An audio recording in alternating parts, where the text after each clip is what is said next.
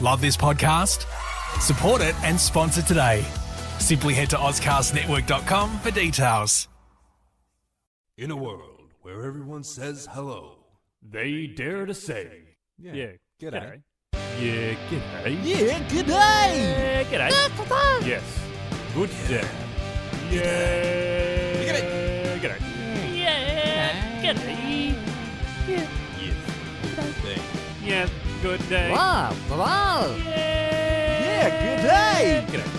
Hey, yeah, g'day. Yeah, g'day, Tim. Yeah, g'day, Leon. Yeah, g'day, everyone. Yeah, g'day, everyone. Welcome to Yeah, G'day, the complete guide to Australia. Yeah, that was a surprise for everyone. We get all of your Australia, put it in a bag, we pack it up, we get it all, give it back. And we market expertise. Are we experts? As much as one man possibly could be. Are we the leading experts? Between two men. Yeah. Between the two of us, we're experts. Like, are we the leading experts of Australia in Australia? Oh, I don't know. I don't want to put that out there. We might get shouted at again. I know a bit about a lot. Tim, this week some shocking news was uncovered. Oh, yeah, what's that? Supposedly, Australia is the only country that does the nutbush. Oh, yeah, I vaguely saw that in passing on my Facebook feed when I went on once. It's not even an Australian song. What the fuck? Yeah. I don't understand. It's unusual because I assumed that the nutbush was just a dance that everyone knew. I assumed the dance came with the song. Yeah. Like, I thought it was like, here, I've released my song, Nutbush, and here's the dance that goes with it. You're welcome. How did the dance come to be? That's my question. How did it come to be that, number one, a dance came about, but number two, the dance is localized to Australia?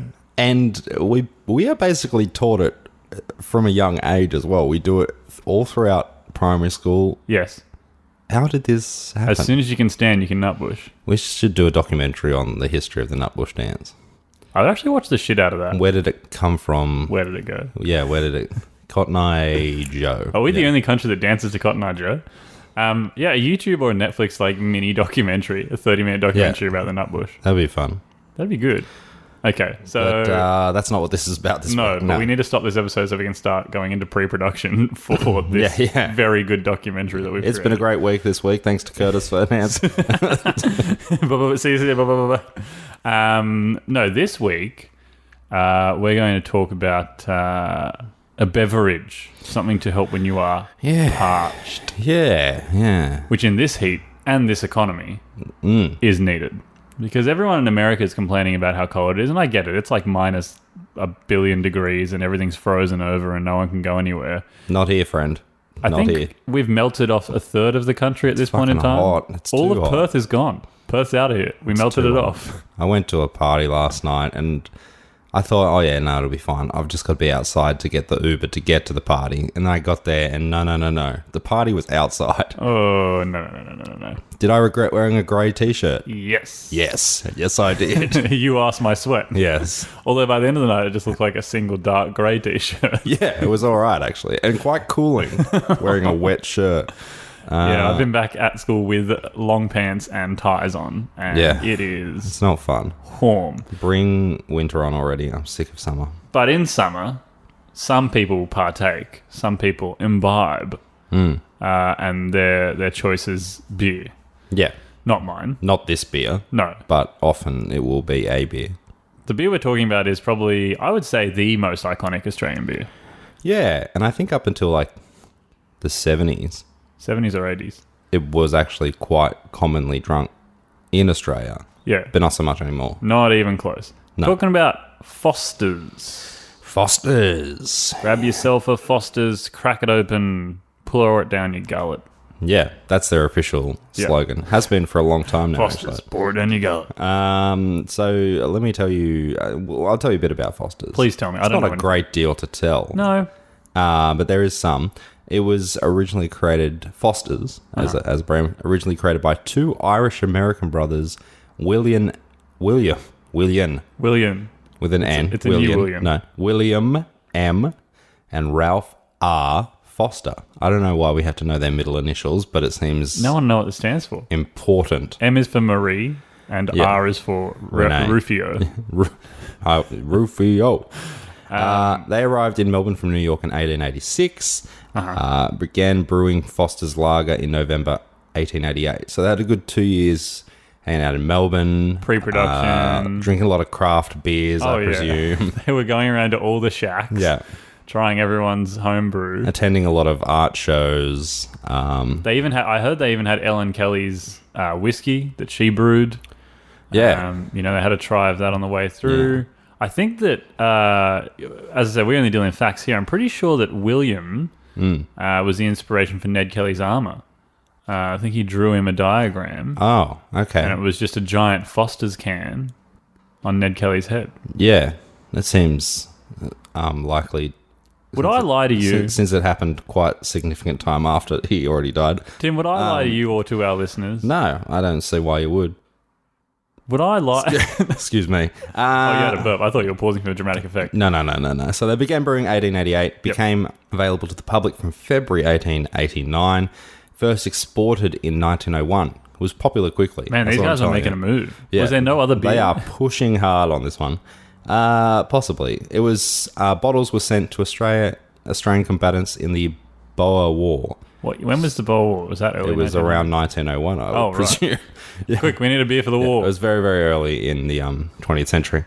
In 1907, they merged the company with 5 other brewing companies to form Carlton and United Breweries. A very big corporation. Big corporation. And it was only available in bottles then. They kept it along going. 1958, they introduced steel cans. These are highlights on the road to Can you Foster's imagine fame. a steel can, though? Because, I've only ever grown steel up with can, yeah. aluminium cans. A steel can, were they thick? Were they heavy? What was the deal? Yeah, good question. Couldn't crush them, could you? Imagine jam one of those into your head. Yeah. I wonder if it was pure steel or if it was like a mixture. Pure steel. Pure steel. That would be an expensive can to make if it was pure steel. Yeah, I would assume so. Do you think that beer tastes better out of a bottle or a can? Definitely a bottle. Yeah. Can gives it a metallic taste. It's disgusting. All beer is yucky. That's a But- rule. But not all yucky is beer. I don't know, a can of Tooheys new. Oh, no thank you. Oh, come on, Terry can't be wrong. The man knows it. The man knows a beer. Anyway, but Foster's, I don't know. I don't know if bottle or can's better. It's pretty bad. Yeah, it's not a great beer in general. First imported into the UK in 1971. Now, this is when, it really takes off. Oh, yeah. It gets taken up by the bloody Poms. By the Brits. Launched in the US in 1972. I don't know how popular it is in the US. It's quite popular in Britain and throughout Europe, from my understanding. I don't know about the US. I would assume that the US have it as a novelty. Possibly. As this is an Australian. Because they have how we have Outback steakhouses, which are meant to be US steakhouses and stuff. I think they actually have similar, but they have the Australian version of that. Well, I don't know what they call Australian? Do they call it the Outback in America? Oh, maybe. Does America maybe have an Outback is Australian. Maybe. We do have American steakhouse style. Oh things, yeah, our Outback Steakhouse is definitely maybe our Outback Steakhouse is what the Americans think the Australian steakhouse is, but then when it's delivered to us, we're like, this is a very American thing. Yeah. It's a weird loop. My understanding is that they serve a lot of Fosters in there, though. Do they? Gross. Yeah, right. So basically, the history of Foster's, it's a lot of trading between different companies. Get the merger, buy the stocks. What you need to know is they haven't really changed much about the actual product. And you can taste it. Originally, in the earliest 20th century, claimed Foster's Lager was adjunct with cane sugar. Now, if you ask me what adjunct meant, you better fucking believe I would not know. I'm just going to quickly click Isn't this adjunct link to find out. Side by side? Adjuncts are unmalted grains used in brewing beer. It's an actual thing. I imagine it has something to do with the brewing process. The hops. Yeah. It's got a lot of the hops in it. It's all about the hops. It'll make you hop. A number of breweries advertised a sugar content as it implied a lighter, less bitter brew Okay. than was commonly sold. So that's something. The water in the production sourced from the nearby Yarra River originally. Oh, good. Dirty water. Yeah, no, I'm not sure I'd want anything sourced from the Yarra River at this point. I've never looked at the Yarra and been like, quite gross. thirsty. Yeah. Tim Foster's yeast is still in use today. What? Tim Foster? Wasn't the guy's name like Yeah. William and Ralph or some shit? Yeah. Who is Tim Foster? Oh, you know Tim, the third brother. Yeah. He was all about the yeast. He went down a very yeast-specific path. Oh, he was a big yeast guy. Couldn't have a conversation without him I bringing don't up think yeast. you can actually be a small yeast guy. Once you get in the yeast market, it's all guns blazing. Yeah. They've pretty much outlined a very recipe sort of base here. I don't know that much about Can we make our own beer then? brewing. So it says the lager is hopped with selected oil extracts of Super Pride of Ringwood hops, which, like any modern beer, is added after fermentation to minimize losses to the yeast sediment. Let's draw some comedy from that, shall we? Let's make some people laugh. Oh, yeah. I've got a lot to say about that, let me tell you. I would love Very to relatable. make some jokes, but I zoned out because I didn't understand a word you were saying. Yeah, not a lot of I heard sediment. relatable I material call it in the there. sediment section. Yeah. You know when you, hey, what's the deal with brewing beer and aeroplane food? How's that for a... Wouldn't you like to try that on for... Imagine if the sediment was, what if it was, what's that other type of rock? You know, sedimentary Conglomerate? rock? Yeah, something about lava in beer to make a different type of rock. You know when you're in England and you walk down, insert the street name of Sherlock Holmes here, and you hear him say, sedimentary, dear Watson. Ah, yes. He's talking about the brewing of Foster's. Not many people know that. I'm pretty proud of that one. It's not funny. I'm proud of it, though. What else have we got here? Oh, yeah, production.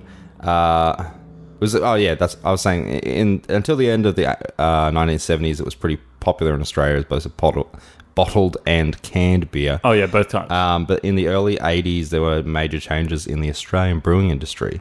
As we all know. Important stuff. We won't including go over that because everyone's... merger of Castlemaine, which was at Brisbane, Swan, which was from Perth, and Tooheys, Oh, I'll have which a is Dewey's. bloody Sydney, isn't it? Into a national brewing group as a result of acquisitions by Perth entrepreneur Alan Bond. Bond. Alan Bond. Alan Bond. Alan is a name that really renders zero worry. Like if someone was like, "Oh, someone's going to kill you." Oh no, who? Alan. Oh no, it should be fine then. What, Alan from up the road? Yeah. Oh no. But no, Alan Bond is the name of a CEO, that's for sure. That combo. And ladies and gentlemen, now please welcome our CEO, our founding member, Mr. Alan Bond. Like that to me, he sounds like the keynote speaker. Yeah. No. Basically, what's happened here? If you could explain this to me in business terms. in marketing and business terms, there was a merger. So different brands came together. Yeah. And they made a better beer than Foster's. Yeah. So people started drinking that better beer. Ah, I see. Is it because And Foster's a bad beer? Oh, it might be. I can tell you firsthand how Foster's tastes. Not good. Yeah, not good. But it's still pretty popular overseas though, from my understanding. And you can still buy it here. You can still. It's like $3 a can or something. But the Foster's Group also owned like Carlton Draft for a bit. Victoria Bitter, I think, as well. Beer companies all seem to just own all the beer. Yeah. Like whenever, like there's all, I think there was a lot of mergers that happened. And so Yeah. I feel like there's only like 4 beer companies and they own all the beer. Yeah. I think once Tooheys like became quite big, they kind of dropped promoting Foster's quite hard and they started turning their attention to Carlton Draft and to Victoria Bitter, VB. I feel like the way business works, which obviously we're very aware of, is that all these rich bastards are sitting at home and they're like, hey, if we merged, we could make money out of all the beer and therefore not be worried Yeah. if that beer sells more than our beer because we are beer. Yeah. And even with the craft beers, this is you might not know this, mate. You think you're buying a nice little craft brewery beer? No, mate. A lot of it's owned by bloody Tuies, isn't it? Oh, you know, Or these big companies, they make out like it's bloody craft beer. It's not. It's Big not bloody Pharma. craft beer. it's all on it. Big beer. Oh God. Yeah. Look. Apart from that, like it's obviously not that popular here. But in terms of like companies that own the marketing, and production and distribution rights overseas, pretty big name companies. Heineken International in Europe and CIS. I don't know what CIS stands for. I think it's some kind of territory, I imagine. Central Intellectual Silly Business. Yeah, probably. Miller Coors in the US. I know Miller and Coors are pretty big there. Labatt in Canada, which I presume is good. And Brazil Kirin. I'm pretty sure Kirin is a Japanese beer. Brazil Kirin is a Brazil Japanese beer. Oh yeah, So that's good. it's a fusion beer. Yeah. So that's fun. Brazilian and Japanese food would not go well together as a fusion. Yeah, that's 100% true. Some kind of sausage in a sushi roll. Not for me. But, you know, we've said it's not that nice, but it is popular overseas. Foster's annual sales amount to around 500 megalitres worldwide. What's a megaliter? It's like a litre, but like a mega version. Like a better, like, you know, your Mega Charizard. Yeah. It's a mega evolution. It's the final evolution of a litre. I assume a megaliter is what, like 1,000 liters? Yeah. I reckon we could safely say that is 100% 1,000 litres without having to look it up. I'm not going to look it No up. one's going to look it up. You can't look it up. Yeah. It's an industry secret. Yeah. But apparently that is largely buoyed by UK sales. So they like it there. They would. It is the second highest selling beer after Carling, which is, I don't know where that's Carling? from. It's a type of beer. I have seen it around before. Well, I assumed it was. It's known as a quintessential Australian brand, of course, less popular in Australia, particularly when compared. Yeah, I already said all of this. Quintessential in Australia, but we don't like it. Yeah, it's well known. We don't drink it, though. I had some once. Last year. Tell us about this experience in Oh, I will. extreme detail. I was making beer can chicken, which is when you fill a beer can with chicken Yeah. and cook it. No, it's when you shove a beer can in the chicken's caboose. Bottom. Yeah. And Poopy birth hole. Yeah. it's cloaca. And you don't want an expensive beer in there. No. I'm sure Jamie Oliver uses an expensive beer in there, but I don't. Yeah. Usually it's sold with that. Is it Pils and... Pilsner? Some No, kind of... what's that PB, the blue labeled American one, the blue ribbon or whatever it is? You know the one. No, I don't. It's also a bad beer. It's usually sold with that because they're bigger cans. Anyway, so one time I made it with VB, but then we realized that I think like VB was like $3.55 a can and Foster's was like $3.50 a can. I was like, save some money on that. Oh, that 8 cents went right back into your pocket. It did. But you don't use a full can. You got to pour out some of the can. So you poured it out into a cup. Oh. And the cup was sitting there and I was like, I feel like I should try it just so I said I have, so I can say I have. VB is a bad beer. It tastes like VB. Okay. So it's also a bad beer. Right, yeah. No, that logic works out. Its yeah. use is purely to shove in a cloaca of a chicken. Yeah. Sometimes when they're still alive. Can't wait for Peter to come and fucking... Not the animal group, just our friend Peter to be like, oi, this is wrong. So yeah, it's bad. Have you ever had it? I can't think of a time I specifically have, no. I'm going to buy you a can. Oh, thanks. That'd be something you could do. Force you to drink it. Anything else that I need to know about the mergers? No, not really. Their marketing materials they've used, here's a couple. The Amber Nectar. They use that in Australia and the UK. That's yucky. Australian for Beer is one that I'm pretty sure is ongoing. That's a good one. I have heard that before. It's incorrect, but it's... good marketing. It's pretty decent marketing move, yeah. That's something else, yeah. That's Amber Foster's Nectar beer. is gross. Yeah, why? Gross. Why would you call it that? The Amber Nectar. Australian beer. That's a pretty good marketing slogan internationally. Yeah, Australian for beer. I always think about the Simpsons Australia episode Yeah. because they come here and they've got Foster's. Yeah, Don't they have like huge cans of Foster's? Yeah, and she asks for a cup of Coffee. Coffee.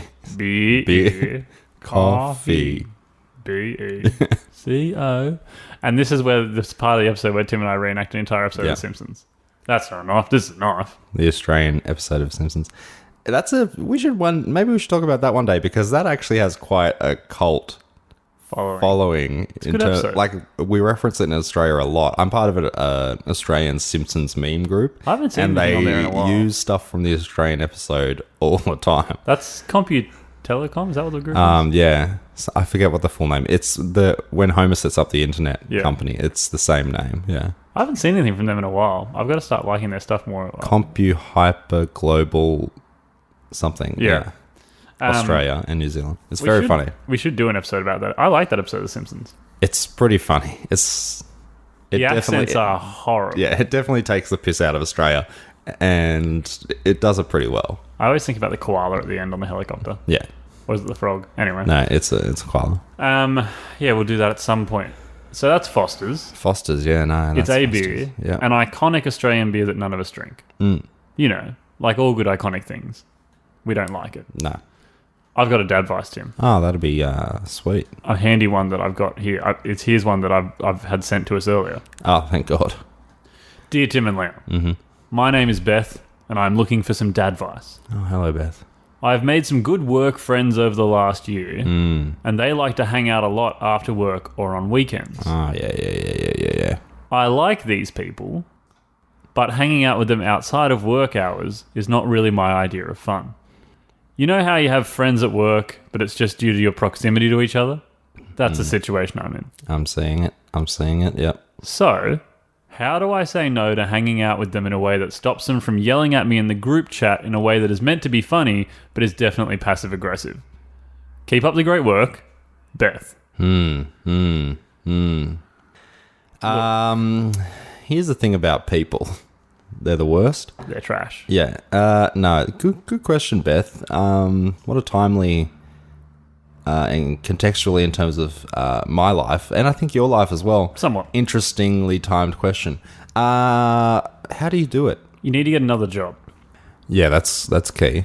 Because when you leave one job, they'll still want to hang out, but then you can be like, I'm tired from work.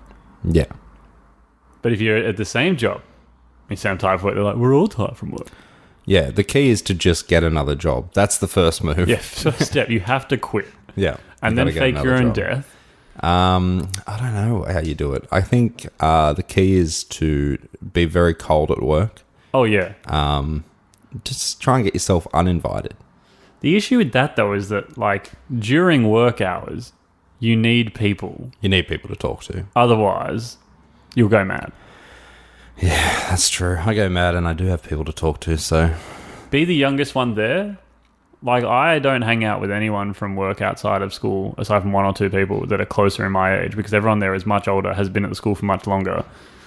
Therefore, I don't really fit into that friend group, which is fine, because it means that I come home and I go hang out with other friends. 100, yeah. It also depends on your job, though. Yeah. Like, sometimes hanging out with people from work is not good, because then all you do is talk and think about work. Yeah. Maybe you need to commit to a scorched earth campaign. And when I say this, I mean maybe what you need to do is kind of go out with them once or twice, maybe 3 times. It might take 3 to 4 times to really get this. Trap. And develop something, a habit of some type, something that's just going to make sure they don't want to hang out with you. I would say you've got... Rip massive farts. Is one good one. Chewing tobacco. Smoking in general. Yeah. Smoking a pipe. Cigars. Big fat Cuban cigars.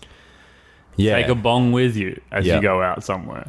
Talking exclusively about your romantic partner. Yes. Is one way to turn people off. When no other conversational topic. Yes. Eat only spring onions. Yeah. But bring your own. Yeah. So when you go to a restaurant, just sit down and just ask them for a bowl. Or could I just have a bowl? I brought my own. Don't wear deodorant or wash your hair because you're going through a natural phase. Yep. Smother yourself in grease before you go out. Yeah. So that you're slippery. Bring books and aggressively lend them to people. No, you really like this one. Have you ever experienced aggressive lending? Oh, yeah. When people like push a book on you. No, like you like aggressively. Yeah. Read oh this no, one. you got to take it with you. Oh, that reminds me. Alice gave you books last night. Oh, very good. Hi, Alice. I don't think you listened to it anyway. But he's talking about you. Yeah, 100%. Or take a book and aggressively read it. Yeah. So, like, open it and be sitting there, and as soon as someone starts talking, you just be like, Yeah. can you... I'm trying to Guys, read. come on. Yeah. Like, constantly have to take off your reading glasses and, like, do the... Yeah. The aggressive book lending thing though only works if you're not actually quite good friends with somebody. Because if you're pretty good friends with someone, you usually know, or they usually know, have some kind of idea of like what you What you like. actually like, yeah. So they're probably going to give you good books. I have friends that have given me books that I have quite liked before Yeah.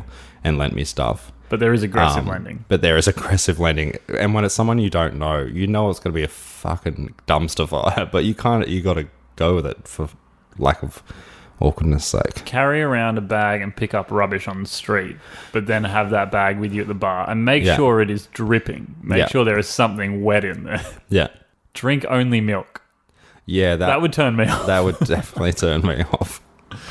Hey, can I get you a drink? I'll have a lemon lime bitters, vodka lemonade. And Leon, what do you want? Milk, please. Yeah.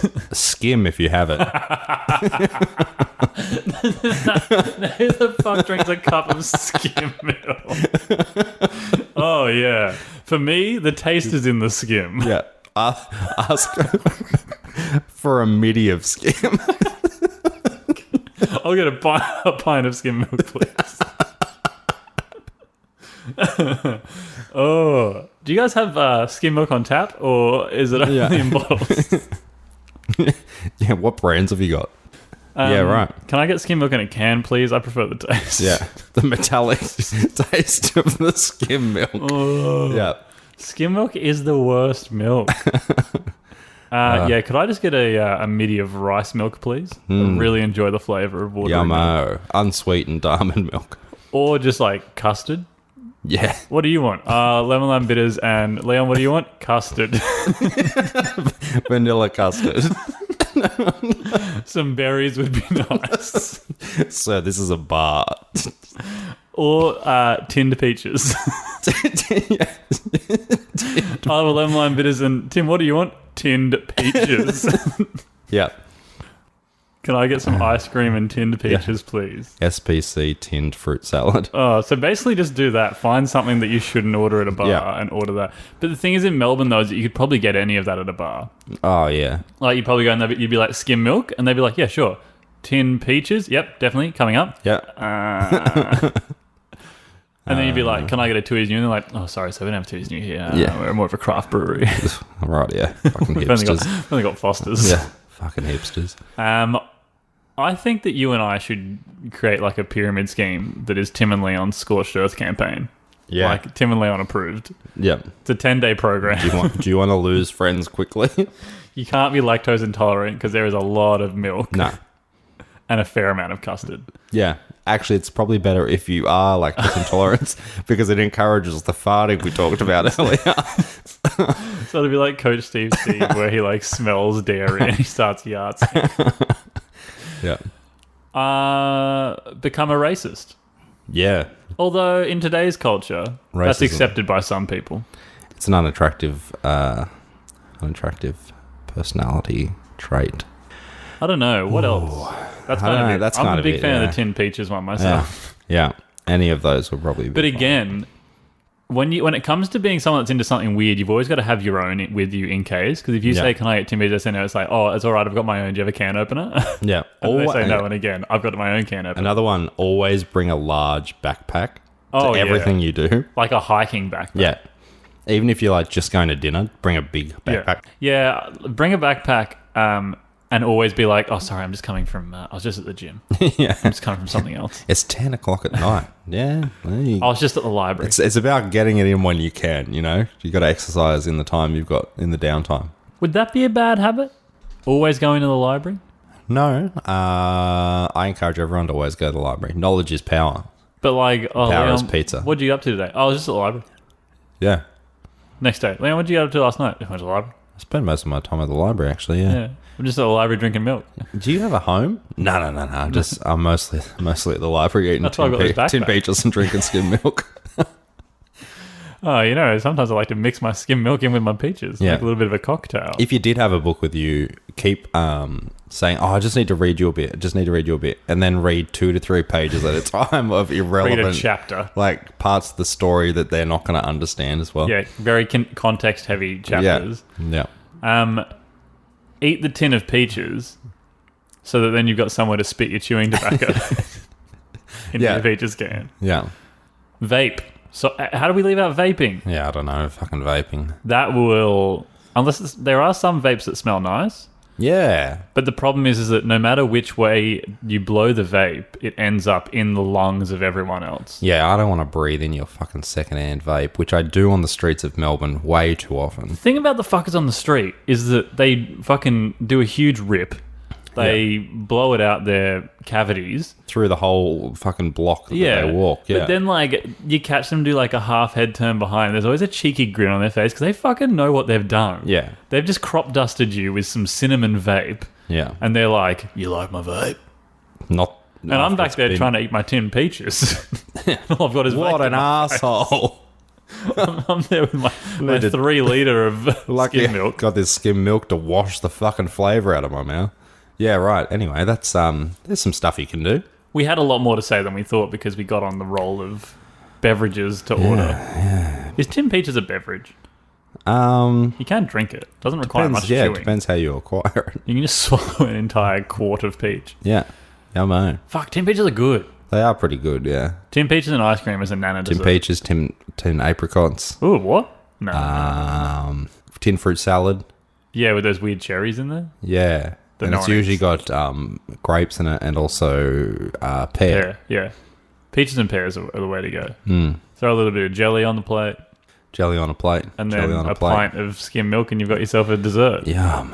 That sounds Oh, disgusting. skim milk is literally... Anyway, that's Foster's and that's how to stop having friends. Yep. That's how... You got to scorch it. And then our second program in the pyramid scheme is how to salt the earth. Yeah. So you burn it, Yep. salt it, put a new layer of soil on top. And then the third layer is curse it.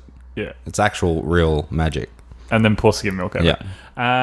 As always, I'd like to thank Teylor Smirl for our wonderful cover up. And Curtis Fernance, Ferntree Music. Well, thanks for the introduction music this week. And you're right. There's a man that loves some skim milk. Oh, possibly. If it's not skim, Yeah. it's not skim. If it's not skim, it's not him. Thanks, for listening. So our website is going to possibly still exist. Maybe. It won't exist at yeahg'day.com. Yeah. It's going to exist at like a wix.n/http-.skimmilk. Yeah. Is there a skimmilk.com that we can get? We could probably get that. But the thing about websites is nobody goes to them anymore That's the thing. because it's not the early 2000s. Correct.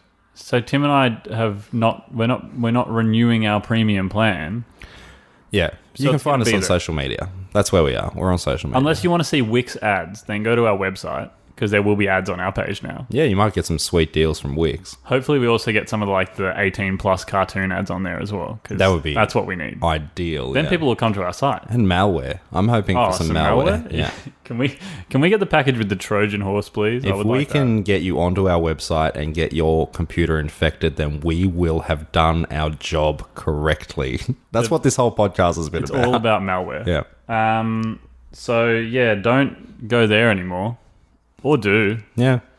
I mean, you're not going there was the reason we got rid of it to begin From with. what we've so seen with Google Analytics, you already aren't going there. So this is kind of a non-event. continue on as you were, I guess. Keep doing what you're doing. And you got until the 14th of February to go to yeahg'day.com, which you won't, but you can. Spend Valentine's Day on that final day. Just Hey, baby, you want to look at something special online? Sure do. It's yeahg'day.com. Yeah, this is the last day before the ads go up. Oh, you mean wix.n.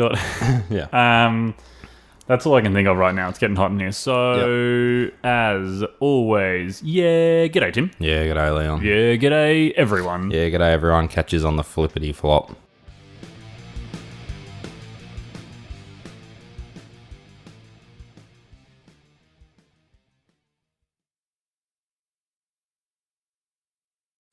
Love this podcast? Support it and sponsor today. Simply head to auscastnetwork.com for details.